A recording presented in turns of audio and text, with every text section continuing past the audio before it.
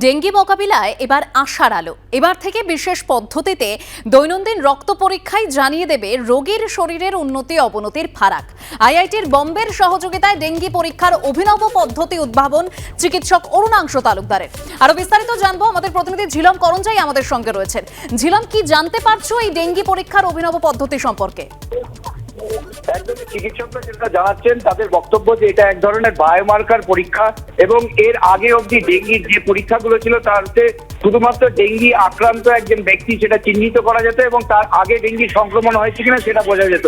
এই বায়োমার্কার পদ্ধতির মাধ্যমে প্রত্যেক দিন রক্ত পরীক্ষা করে কোনো ব্যক্তি যে ডেঙ্গি আক্রান্ত হলে তার শারীরিক অবস্থার অবনতি হচ্ছে না উন্নতি হচ্ছে সেটা বোঝা যাবে এবং একই সঙ্গে চিকিৎসকরা পদক্ষেপ করতে পারবে।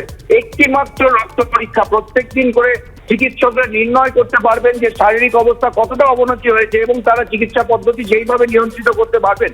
এবং এই পদ্ধতিটা আবিষ্কার করেছে আইআইটি বম্বের গবেষক এবং কলকাতা মেডিকেল কলেজের চিকিৎসকদের একটি টিম। 2019 সালে এটা পেটেন্ট করার জন্য আবেদন করা হয় এবং দিন দুয়েক আগে এই পেটেন্ট অনুমতি তারা পেয়েছেন এবং তাদের বক্তব্য, ভারতবর্ষ কেন বিশ্বে এরকম ধরনের বায়োমার্কার টেস্ট করে ডেঙ্গির শারীরিক পরিস্থিতি কি, রোগীর অবস্থা কিরকম সেটা নির্ণয় করার পদ্ধতি এর আগে ছিল না। এতে রোগীদের চিকিৎসায় অনেকটাই সুবিধা পাওয়া যাবে। ধন্যবাদ ঝিলম। ডেঙ্গি যে রোগটা নির্ণয় করি বা ডেঙ্গুর যে রোগে ভোগে নির্ণয় করার জন্য দুটো পরীক্ষা আছে, যেটা আমরা সবাই জানি, NS1 আর ডেঙ্গি আইজি। সেটা দিয়ে বোঝা যায় যে কারো ব্যক্তির ডেঙ্গি আক্রান্ত হয়েছে।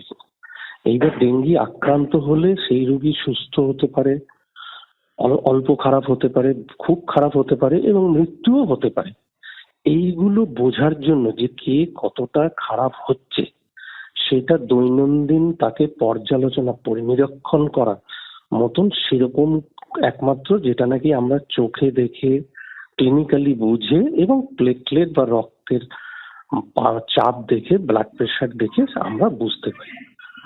আমাদের কাছে এমন কোনো অস্ত্র ছিল না, মানে এমন কোনো সুযোগ ছিল না যে যেটা থেকে আমি বলতে পারি যে হ্যাঁ এই রুগীটার কিন্তু রক্তের এই পরিমাণটা বাড়ছে, সুতরাং আগামী 1-2 দিনের মধ্যেই কিন্তু খারাপের দিকে যাবে।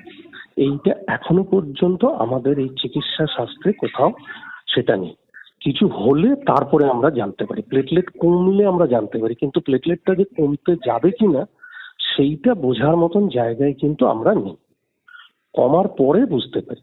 তো এই যে আমরা পরীক্ষা যেটা আমরা আবিষ্কার করেছি সেইটার মাধ্যমে আমরা আগেই, মানে কোনো কিছু শরীরে খারাপ কিছু ঘটার আগেই সেটাকে আপনি যদি বলেন পুনর্বাস করা, যে আগাম সতর্কতা দেওয়ার মতন একটা রক্ত পরীক্ষা আমরা আবিষ্কার করেছি।